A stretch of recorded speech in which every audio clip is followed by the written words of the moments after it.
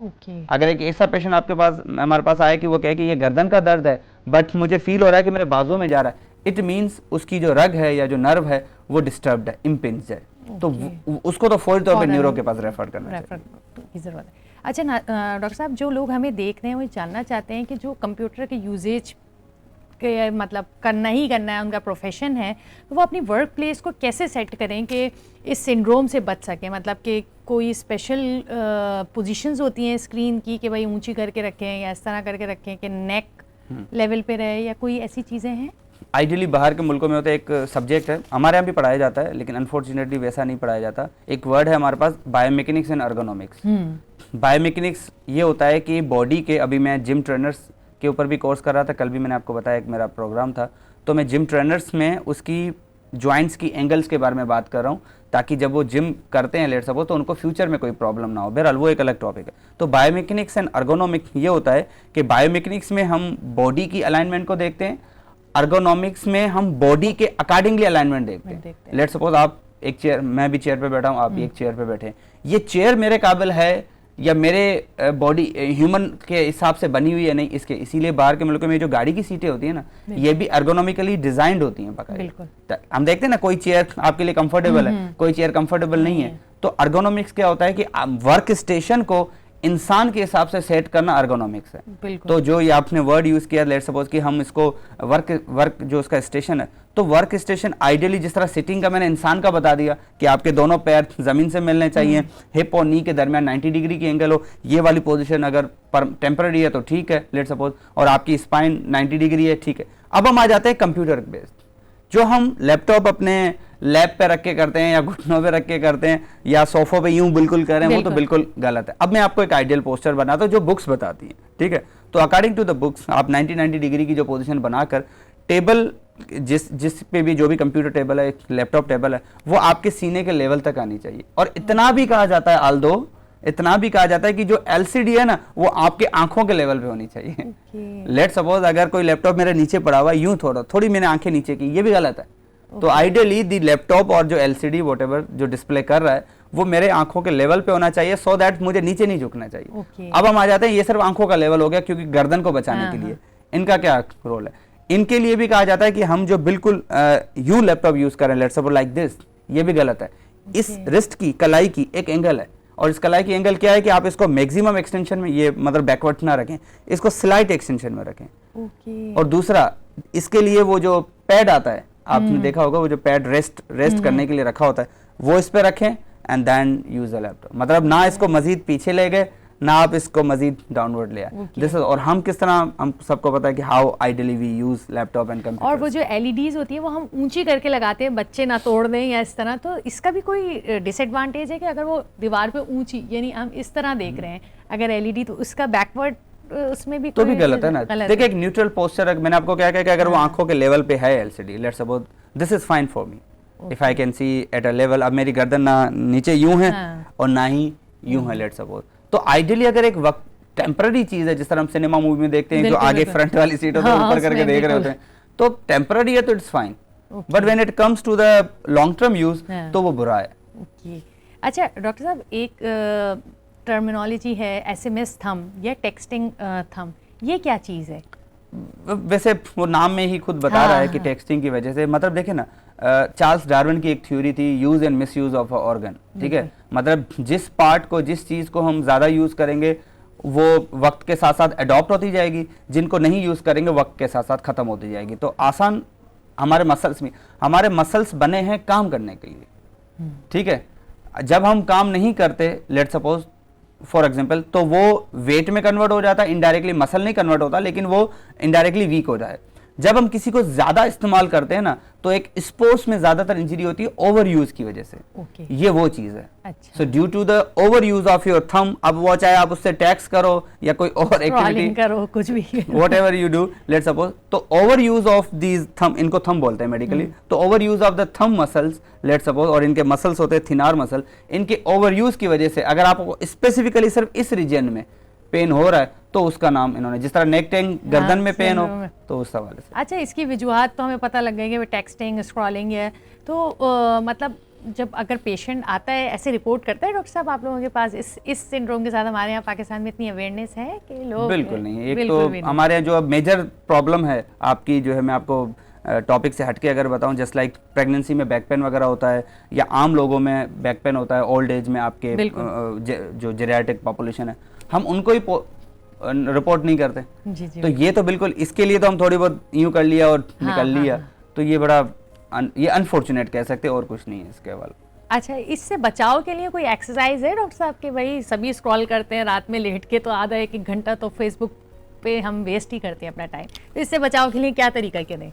Body के हर muscle की exercise है। Okay. Every muscle has a exercise. तो थंब के लिए ये होता है कि एक, अगर आप टूल गैजेट पूछेंगे मुझसे, तो एक गैजेट आता है, वो एक इलास्टिक चीज होती है, वो आपके 5 फिंगर्स के लिए बनी हुई है।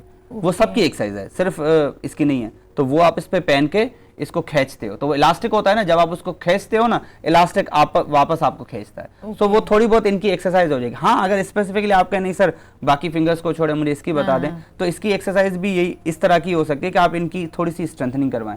स्ट्रेंथनिंग कैसे? फॉर एग्जाम्पल ये एक थंब है, ठीक है। अब आप ये तो सारे हर मूवमेंट हर डायरेक्शन में मूव करता है ना, जिस डायरेक्शन में जा रहा है आप उसको थोड़ा बहुत रेजिस्ट करें।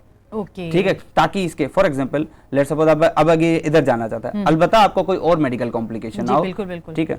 अब ये इधर जाना चाहता है तो आप इसको यहाँ से रेजिस्ट करें, जब ये इधर लेके जाएगा तो आप इसको रेजिस्ट करें, फिर पीछे की तरफ लेट्स सपोज। तो ये भी इसकी आइसोमेट्रिक ही होगी।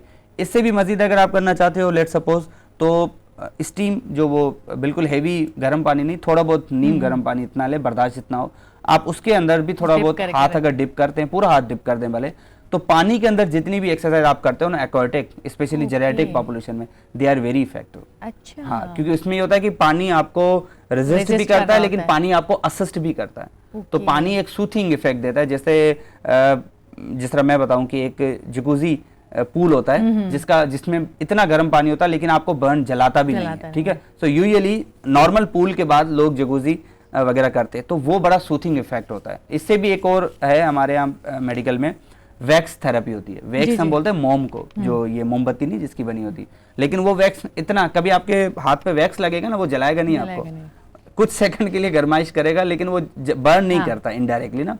तो वैक्स के भी बड़े जो है वो मॉइस्ट इफेक्ट है, और वैक्स भी बड़ा काफी इफेक्टिव है इस कंडीशन में। अच्छा डॉक्टर साहब, आप जैसे बता रहे हैं कि लोग यूजुअली हमारे यहाँ इतनी अवेयरनेस ना होने के बायस इन कंडीशंस के साथ नहीं रब्ता करते, डॉक्टर को नहीं दिखाते मॉलेज को, तो आप क्या सजेस्ट करते हैं लोगों को कि भाई किस कंडीशन में, इसी SMS थंब वाली, कि भाई बच्चे तो आजकल स्क्रॉलिंग तो बहुत ही ज़्यादा है, हमारी यूथ के अंदर ये बहुत चीज़ कॉमन है, दर्द भी हो रहा है, तकलीफ भी हो रही है, थोड़ी देर के लिए चार्ज तक के लिए बस वो रखते हैं और उसके बाद फिर वापस मोबाइल उठा लेते हैं। तो आप क्या सजेस्ट करेंगे या क्या उनको कहेंगे, क्या मैसेज देंगे?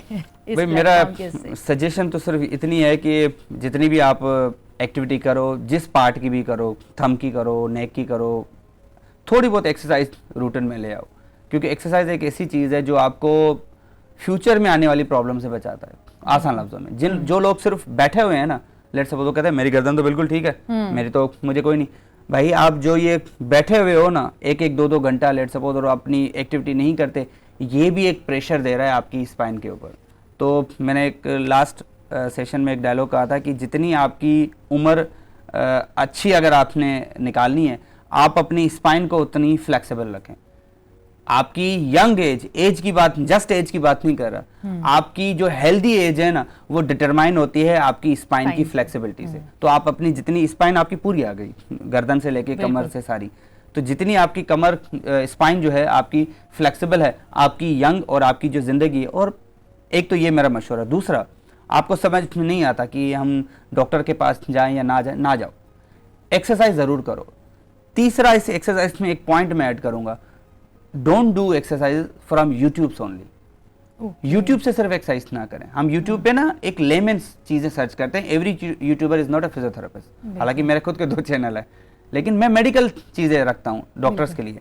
तो यूट्यूबर्स अपने व्यूज बढ़ाने के लिए एक जनरल एक्सरसाइज तो रख दी, लेकिन वो गलत भी हो सकती है। तो पहले कंसल्ट, एक ही बार तो आना है, डॉक्टर साहब मैंने गर्दन की मुझे एक्सरसाइज बताएं, तो कंसल्ट कर लो किसी फिजियोथेरेपिस्ट से, बिल्कुल, कि डॉक्टर साहब मुझे एक्सरसाइज बताएं। एक बार एक्सरसाइज बता दी, आपने वीडियो बना ली, रट ली, अब घर पे जाके आप खुद करें।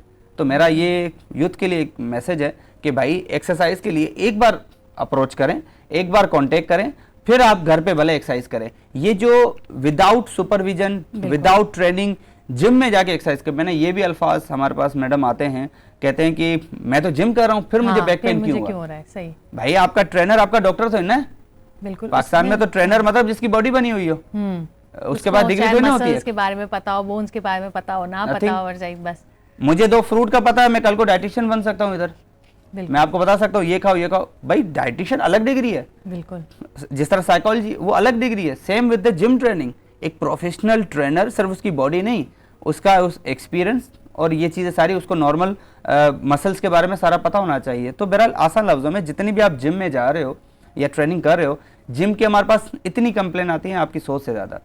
तो आसान लफ्ज़ों में ये जो एक्सरसाइज है, ये भी एक, अगर आप लाइट एक्सरसाइज, योगा योगा में इतनी बड़ी आपको नहीं चाहिए। योगा आप थोड़ा बहुत यूट्यूब से देख लिया तो, क्योंकि योगा लो इंटेंसिटी एक्सरसाइज है, वो विगोरस या हाई इंटेंसिटी एक्सरसाइज नहीं है। But when you go to the gym, जो कि एक हाई इंटेंसिटी एक्सरसाइज है, तो गुजारिश है कि ट्रेनिंग के बगैर ना करें। और लास्टली, डॉक्टर के पास कब जाना चाहिए? जब भी आपका प्रॉब्लम मुस्तकिल रहे, लेट्स सपोज 3 दिन 4 दिन से भी ज्यादा रहे, या बिना मेडिसिन के ठीक नहीं हो रहा, तो काइंडली किसी ना किसी डॉक्टर के पास, चाहे वो ऑर्थो हो, चाहे वो न्यूरो हो, या चाहे फिजियोथेरेपिस्ट हो, लेकिन जाएं जरूर। अच्छा डॉक्टर साहब, एक चीज़ और आखिर में आप ये ज़रूर बता दें कि जो लोग जैसे हेल्दी इंडिविजुअल्स जब एक्सरसाइज करते हैं, तो ऑब्वियसली नई एक्सरसाइज शुरू करते हैं तो पहले ही दिन एक्साइटेड होकर बहुत ज़्यादा एक्सरसाइज कर लेते हैं, या अगर कम भी करें तो कहते हैं दर्द हो रहा है, फिर कल से करेंगे ही नहीं। तो इसके लिए मैं कुछ लोगों को कि भाई किस कंडीशन में आप फील करें कि बस अब नहीं करनी चाहिए एक्सरसाइज, या करनी चाहिए, अगर दर्द भी हो रहा है तब भी करें, तो इसका थोड़ा सा।